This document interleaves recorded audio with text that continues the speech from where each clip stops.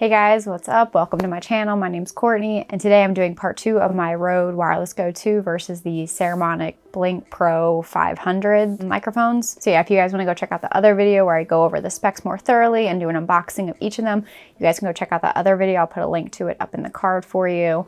In this video though, I'm just going to give my final thoughts and let you know which one I decided to keep. And if you did watch that other video that I did, you'll know that I really wanted the Saramonic Pro to be the microphone that I would choose, just because I love the kit and all the accessories that it comes with. It's really clean. It's really convenient to have a charging case that you just store them all in. So I definitely really won in that arena when it comes to just the packaging and the product as a whole. Based solely off of that and the other features, I would 100% choose the Saramonic. I just love all the stuff that it comes with. The fact that the transmitters and the receiver all have screens, so you can just really individually, right on the spot, change settings in the microphone, which is something that you're definitely a little bit more restricted with the Rode. It comes in that bundle with all the accessories for the same price as the Rode, which at the time that I purchased them, I think they're $300 each, but I'll put links down to everything down below so you can see the current pricing for them. But yeah, so like, it was just really cool. It came with all of those extra accessories, and then it also had more customization built into the microphones themselves for the same price as the Rode, which at the time of me purchasing them was $300 each. But yeah, I was hoping to make this a really fun video. I had seen another video where a guy was, on his like little Segway or something like that and just testing out the microphone. So I had like a fun idea of going on a bike and riding away and seeing which ones dropped out faster. It just really did not go according to plan. I started losing daylight. The footage didn't turn out great. The audio just was dropping out way more than I possibly would have expected it to. But I filmed that very shortly after the Rode microphone came out. So that was like June of last year. And I was just so frustrated with how everything turned out that I kind of slacked off, like even looking at the footage. I just really didn't want to edit that video because I knew it was going to be a nightmare. So yeah, so I'm sitting here making this video now, and I'm hoping to just make it really easy decision for you guys if you're choosing between these two microphones. I'm sure some of it was user error because I'm still learning and I had never made a video like that before. So you definitely could check out some other videos. I'll link the one that I'm referring to down below to actually see the field test. But here it is. I'm going to just make it as simple as I can. If you have an additional $100 or so, I 100% think you should go with the Rode. That's what I ended up doing. That's what I'm recording with right now. I'm actually recording on board to this transmitter by itself, and then I'm using a shotgun mic on my camera right now. And to be fair, there are some other two-person microphones out there now, like DJI's, which maybe you want to go check out. But just comparing these two microphones, Saramonic was first with the two-person mic in a convenient little package, but Rode definitely took theirs and just improved the crap out of it. And they improved the crap out of it from their Wireless Go 1s, which I had also had before getting this, which I said in my other video. But maybe you want to do some research on other two-person wireless microphones before just choosing the Rode, because I don't know, I never tried the DJI one. It could be better. I think based on a review that I saw, it has a further range and it didn't drop out quite as much as the Rode. Just solely between these two microphones, I definitely think the Rode is a better choice to get. So why I said if you have an extra $100 is because for $50 you can get this little charging case right here. I haven't actually really field tested it a whole lot to see how good the battery is, but essentially it has little slots where you plug in each of the transmitters and then the receiver, and you can charge it with USB-C, and then you can actually output with a USB type A power if you wanted to charge your cell phone from this or something. I don't know how good the battery life actually is, but it gives you a battery level indicator. Again, it feels a lot cheaper. I'm not sure how well it's going to hold up. It's really convenient, and it's a great way to store the wireless microphones. And then for about $50, I got the Lav that I'm using right now. I think that it was like one of the best seller Lavs on Amazon. I'll put the link down below. I don't know why you would spend like $70 to get the Rode one. I'm not sure if there really is a difference when you spend that much more money. But for me, I just wanted something cheap, and I only got one of them because I'm pretty much doing all the filming myself. If you wanted to, you could get a second one, and you could probably even get cheaper ones. So if you really are just okay with using the Rode wireless mic, the onboard mic on this is relatively well, and you can just,